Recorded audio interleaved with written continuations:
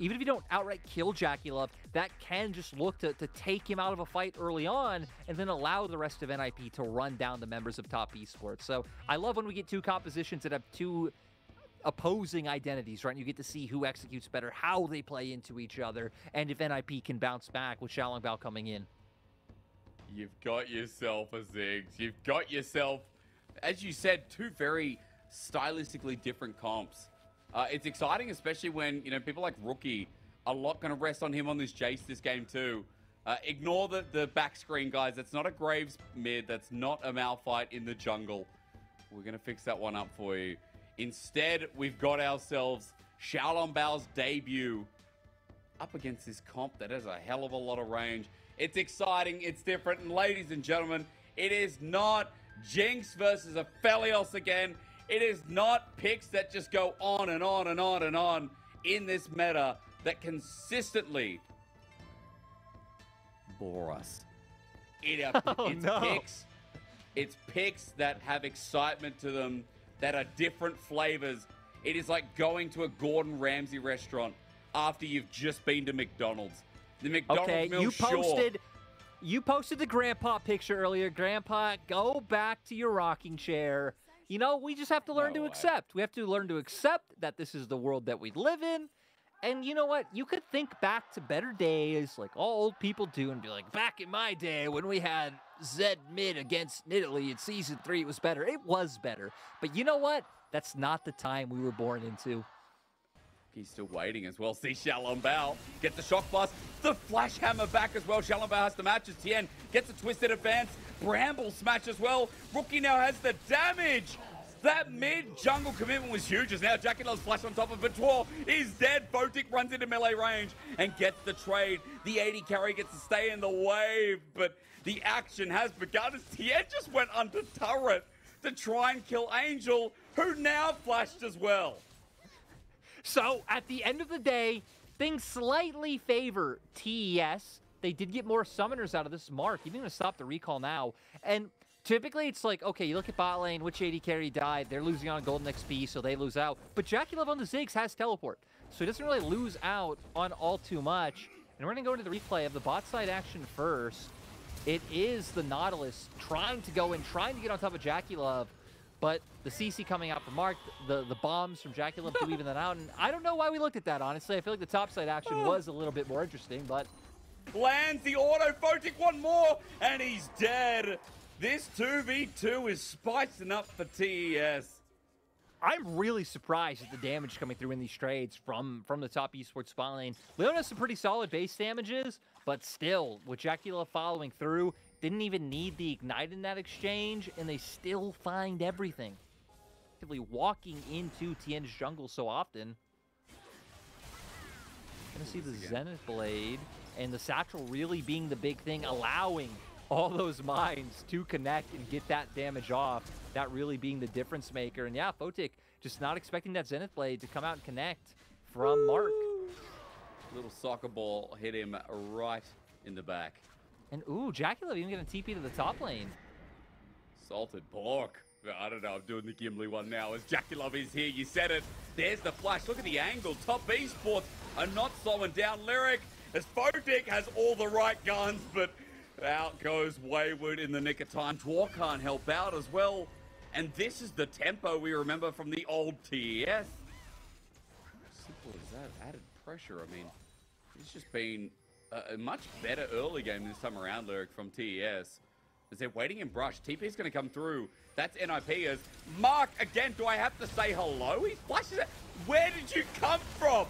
Mark just dives with Solar Flare, but Rookie's damage follow-up might be good as the Bramble smash in after Nature's Grasp. Wayward again in the middle, but they're going for Invincible. They're going for Dwarf. Both will die as the all-out in the backline's huge as JackieLove is firing away. Bomb after bomb after bomb after bomb, and again! The nukes fly from downtown. Flash on top of Photic. Tien wants a twisted advance. He won't get the slow though as Rookie is running away, but dodges from the Moonlight Vigil. Photic wants Rage, but he can't get it. He followed this up and now has to turn onto Tien. He should be able to get the jungler. Should be, as he flushes away with the Satchel charge. Now he needs fair defeat as Rookie is tagged, but he still gets the damage. JackieLove the bombs. Photic versus Jackulov. Top esports versus top esports.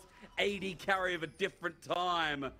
Just yet, okay, both Invincible and Angel's ults came up. Oh, Angel has flash. There's a Twisted Advance followed down. Sorry, Nature's Grasp, as they do get themselves a Herald down in the meantime. Dragon goes to NIP, so Shalambao has it as Mark goes in. Solar Flare kind of hitting the tip again, but Jackulov's ult is huge. So is Angel on the backside. Wayward takes him, though. Wayward takes him on a journey. Invincible got a great ulti too, but the damage was so far off as Twa decides it's time to die. Just like a James Bond movie, this man's got a license to kill, but maybe top esports could be the odd job in the equation. 3 versus 4, low health bars, top esports moving in. Photic gets Gravitum, Dredge line onto Tian, but it might just kill him. Mark jumps back in. And these guys are psychopaths. Absolute psychos. At the end, we've still got 3 versus 1 as blood rains, and TES, it's a fine time to kill. And Jackulov just took turrets mid. Hell, the Herald might even take inhibitor. Looks like Angel will be able to finish it off at the end of the day. But winning the fight, going back mid, taking structures like top esports, winning across the board, and now we're at a 7K gold lead. Whew. Huge. We're going to see here. This was crazy because NIP were waiting, counting down for their ults to come back up. Especially top esports who had advantage to start off with, using Tian's ultimate to dissuade people from coming in.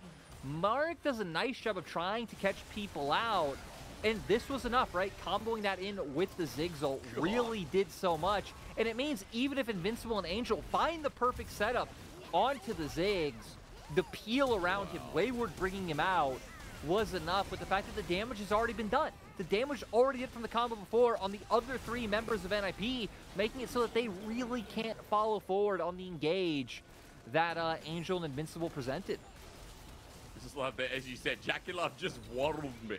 He ignored the play. Like, you guys deal with it. I'm just going to go and clear some turrets. And he did. He opened up mid while top esports actually won this in the end anyway. I just want to believe that Jackulov in this moment thought to himself, what would Tom Nook do? Tom Nook's the ultimate business maestro. You go for the big money. The big money's in the objectives, in the minions. Yeah. Worth. In the end, the patience works out. You now have a numbers advantage, but Rookie, as he jumps in, tries to get Invincible. He's already burned his ult as Wayward. The knockback's huge, the all out. It's Cassante time. I will not yield. There's one more, another one, another one. Oh, Cassante! Man, don't ever say it's over if I'm breathing. Wayward just being huge this game. Someone send Ox the clips because this man having a pop-off, having a bounty with Rookie, with Jackulov there to provide that damage. And look, a lot of members of NIP are dead. And you know what that means? It's time for the Baron. And hell, this composition with the pushing power it already has with the Baron on top, NIP's base is going to be in shambles. Man, I tell you what, it's not the first Cassante highlight, but it won't be the last. Let's watch this again. Angel went skipping around the Rosie. I respect this. I mean, it was a patient play. I mean, he was hoping, right, his idea makes sense. He's hoping that them pushing in mid-wave will force all of them to back off. They don't. They elect for the fight. They should learn that Mark is absolutely crazy this game, always going to go in, and they have to settle for what they can get. So they wait. All right, we've been patient enough, hoping Jackulov walks by. He isn't. Go for Tien. His passive almost saved him here, but luckily they do find one at the end of the day. But Wayward with the heroics, constantly hitting these third Qs to find the knockbacks that he's looking for. It's going to start with Shalambao, and then kind of one by one, he just hits them all into the team, while Rookie and Jackulov can dish out the damage. I mean, Jackulov again hasn't really in touch much this game as there's the ulti onto Invincible. That is Frank the Bloody Tank. And he's just been 3-hit as Solar Flare again onto Photic to flip back. Just stop it. It's carry on, my wayward son again. As top esports, game 1 was messy, but this game is bloody clean as Angel has to get away. The Shock Blast combo didn't work for some reason, but Angel has no hope anyway. Lyric, this is a 2-0, whether the fans like it or not. And unlike the first game, top esports deserve this from end to end with 22 kills in 25 minutes. and something to write home about. Much better game. Jackie Love was superb. Rookie having a better time. Wayward, huge. Mark did not give a, you know, I won't say the word, but you all know what Mark didn't care about anything in that game. Yeah. That man kept going in, and even his attitude walking off stage, you could see, Mark, what a guy. What a guy. He was just so like anytime he saw someone, once we got, let's say, like post, hell, not even in the early game, he was just going in, but especially post 15 minutes.